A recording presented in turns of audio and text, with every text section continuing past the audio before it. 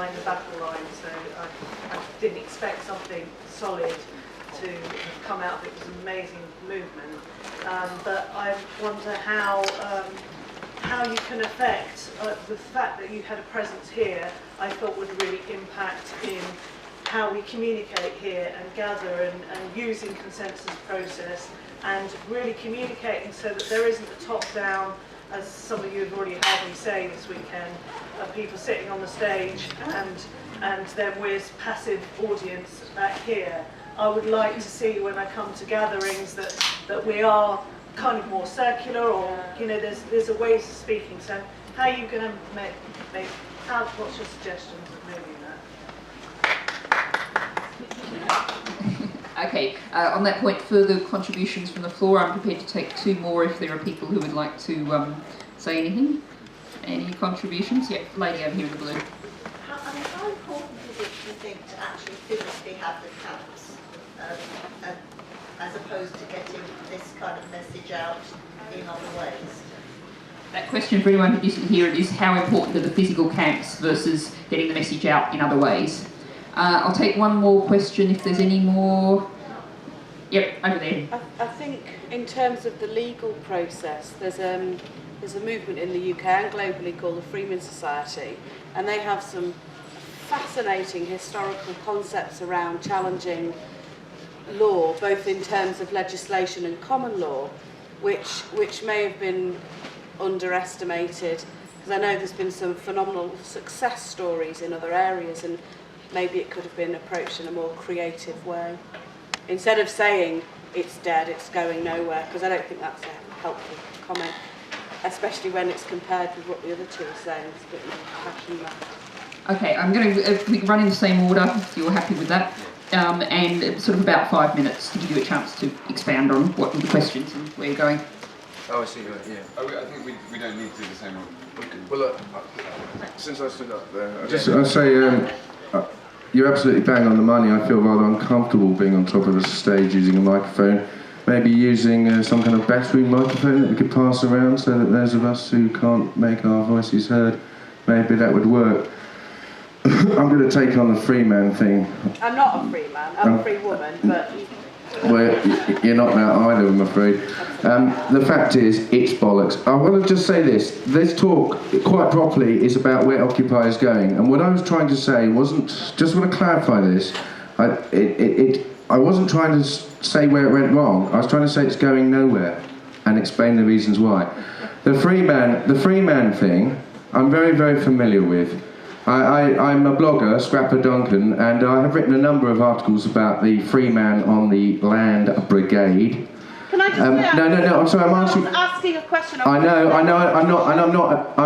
trying to answer it. Yeah, I wasn't stating in my position, I was just putting it out. I'm not taking it as that, I think it's very important. The free man on the land brigade go around mythologising about the nature of law. They have it's like a kind of...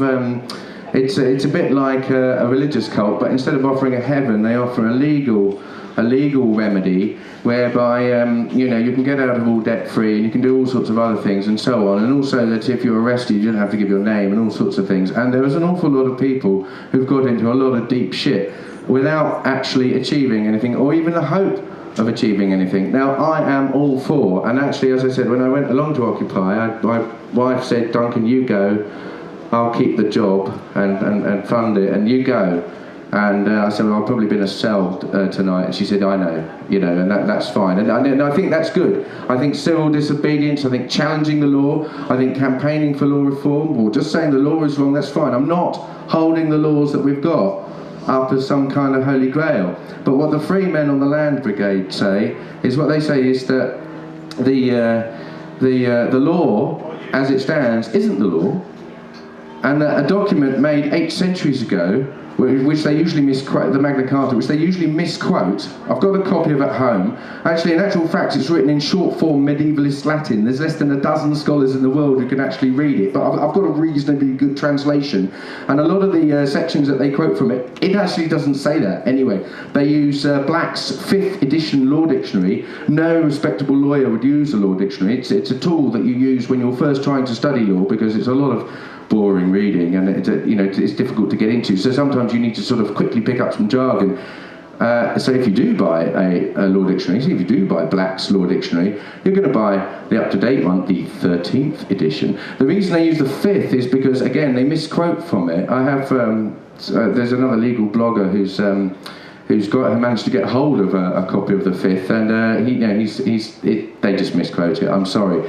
It's bollocks. It's total bollocks. And there's a really dangerous thing going around here, which is these people are basically saying that they have success after success after success, and it works and so on, and they tell their stories. And what's been happening is that in amongst the, for want of a better phrase, the left of centre stroke left wing stroke anarchic legal blogosphere, I'm talking about myself and other people who've done far more work on this, have gone and looked into the cases where they say they've had great victories, and in every single case they're lying.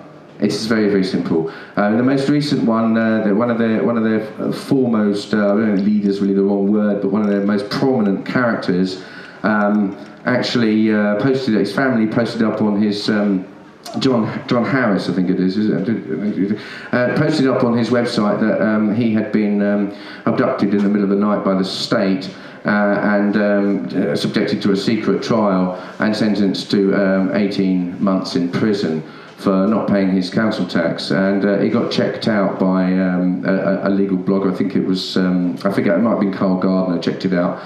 In actual fact, he was arrested in the daytime, taken to a magistrate's court. There was a public hearing. He was given yet another opportunity to pay his council tax. He said, no, the council tax pays for the military, I'm not paying that. They said, well, it doesn't actually, it's a local authority tax, but are you going to pay it or not?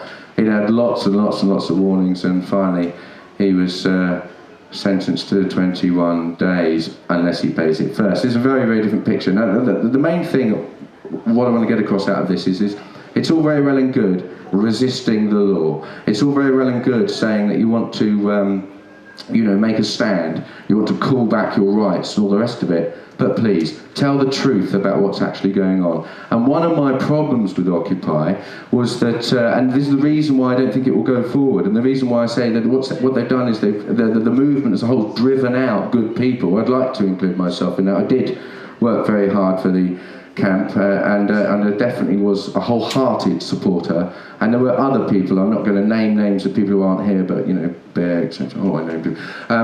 There were a lot of good people who were driven out because of violence conducted against them, which we weren't able to exclude anyone, because we made this founding principle that everyone's included. Bang on the money, absolutely right as a moral principle for our society, not bang on the money for running a political movement.